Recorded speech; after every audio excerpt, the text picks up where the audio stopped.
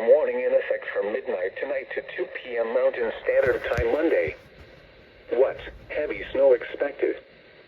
Total snow accumulations between 3 and 7 inches. 7 inches. 35 to 55 miles per hour, with higher gusts possible in northern Lincoln County. Where? Castle Rock and Limon. When? From midnight tonight to 2 p.m. Mountain Standard Time Monday.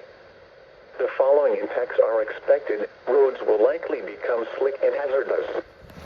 Blowing snow could significantly reduce visibility.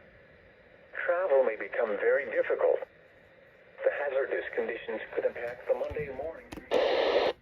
Persons should consider delaying travel if possible.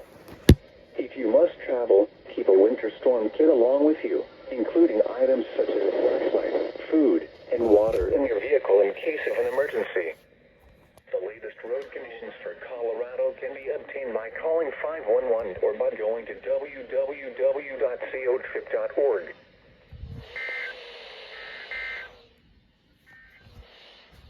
Here's the forecast for Boulder. Okay.